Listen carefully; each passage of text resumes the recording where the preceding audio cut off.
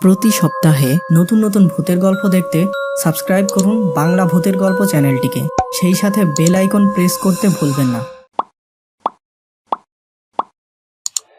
উপরের দিক থেকে একটা আগুনের কুণ্ডলী এসে ধনচা ক্ষেতের উপর পড়ল। বন্ধুরা, আজকের এই সত্যিকার ভূতের ঘটনাটি পাঠিয়েছে মোহাম্মদ মোস্তফা, আর এই ভৌতিক ঘটনা তার নিজের সাথে ঘটেছিল।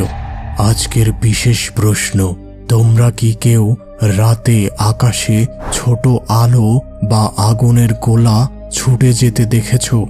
আর দেখে থাকলে কোথায় দেখেছিলে নিচে জানাও।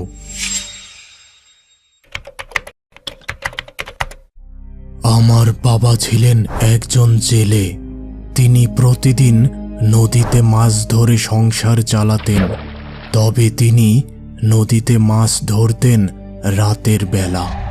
তিনি সহ অনেকেই মনে করতেন এই রাতের বেলা মাছ ধরা সহজ এবং বেশি মাছ পাওয়ার সম্ভাবনা থাকে। মাঝে মধ্যে আমিও বাবার সাথে নদীতে মাছ ধরতে যেতাম। তো ওই দিন রাতে খাওয়ার সময় ঠিক হলো আজকে আমি বাবার সাথে নদীতে মাছ ধরতে যাব। রাত ঠিক 1টার সময় আমি ও বাবা মাছ ধরার জাল নিয়ে নদীর ঘাটের উদ্দেশ্যে রওনা দিলাম। বেশ কিছু সময় পর আমরা নদীর ঘাটে পৌঁছে গেলাম। এবার নৌকা নিয়ে নদীর মধ্যে কিছুটা যেয়ে বাবা নৌকার উপর থেকে পানিতে জাল ফেলা শুরু করলেন। এভাবে নদীর বিভিন্ন স্থানে জাল ফেলে আমরা বেশ কিছু মাছ সংগ্রহ করে ফেললাম। এবার নৌকাটিকে নদীর কিনারে নিয়ে এসে বাবা নৌকার এক পাশে বসে বিশ্রাম নেওয়া শুরু করলেন, আর আমি মাছগুলো আলাদা করে রাখতে শুরু করলাম। কিছুক্ষণ পর আমার বাবার বিশ্রাম নেওয়া শেষ হলো এবং আশেপাশে কম পানি থাকায় বাবা এবার একটি টানা জাল নিয়ে পানিতে নেমে মাছ ধরা শুরু করলেন। আর এভাবে তিনি জাল টানতে টানতে নৌকা থেকে বেশ কিছুটা দূরে চলে গেলেন। রাত তখন প্রায় 3টা হবে, আর এদিকে আমি তখন নৌকায় একদম একা ছিলাম। এবার আমার চোখ পড়ল নদীর পাড়ের ধান ক্ষেত ও ধনচা ক্ষেতের দিকে। হঠাৎ করে উপরের দিক থেকে একটা আগুনের কুণ্ডলী এসে ধনচা ক্ষেতের উপর পড়ল। মুহূর্তেই ধনচা ক্ষেতের সাথে পাশের ধান ক্ষেতেও আগুন ছড়িয়ে পড়ল। আমি অবাক দৃষ্টিতে সেদিকে তাকিয়ে রইলাম।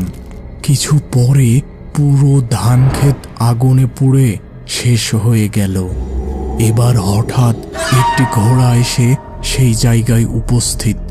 ঘোড়াটি দেখে ভয়ে আমার গা শিউরে উঠল, আর আমি দ্রুত বাবাকে ডাকতে লাগলাম, বাবা, বাবা, দ্রুত এদিকে এসো। আমার ডাক শুনেই বাবা তাড়াতাড়ি আমার কাছে চলে আসলো। এবার আমি বাবাকে এতক্ষণ আমার সামনে ঘটে যাওয়া ভুতুড়ে ঘটনা বললাম এবং তাকে ওই জমির দিকে তাকাতে বললাম। কিন্তু এ কি, সব কিছু একেবারে স্বাভাবিক।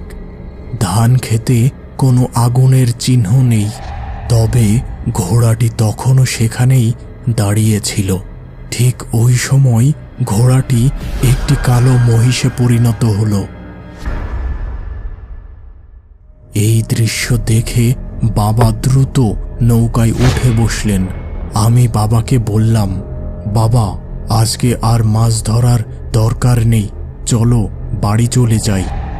ভয় পেও না, ওই জিনিস আমাদের নৌকার কাছে আসতে পারবে না, কারণ আমাদের নৌকায় লোহা আছে।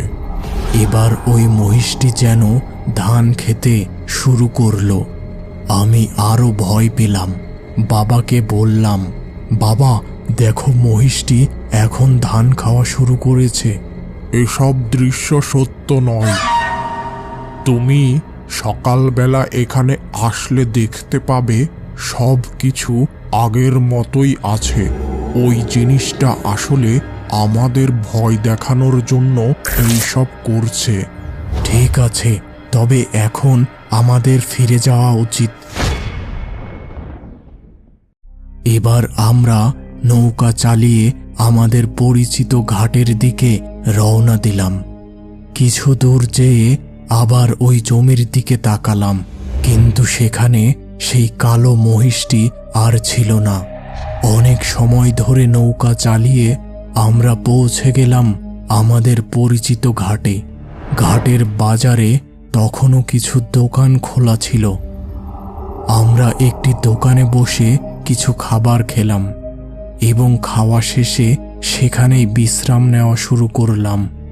বাহিরে যখন সূর্যের আলো আসা শুরু হলো, তখন আমি ও বাবা রাতে নদীতে ধরা মাছগুলো নিয়ে বাজারে গেলাম। সব মাছ বিক্রি করে এবার বাবা ও আমি বাড়ির উদ্দেশ্যে রওনা দিলাম। এরপর অনেকবার আমি ও বাবা ওই ধান ক্ষেতের পাশে মাছ ধরতে গিয়েছিলাম, তবে ওই রাতের মতো আর কোনো অদ্ভুত ব্যাপার ঘটেনি। কিন্তু আজও আমার মনে প্রশ্ন জাগে, ওই জিনিসটি আসলে কি ছিল? দর্শক, তোমরা যারা আমার এই ঘটনা দেখলে, তোমাদের ধারণা কি আসলে ওই জিনিসটা কি ছিল? আর আমার ঘটনা এখানেই শেষ হচ্ছে।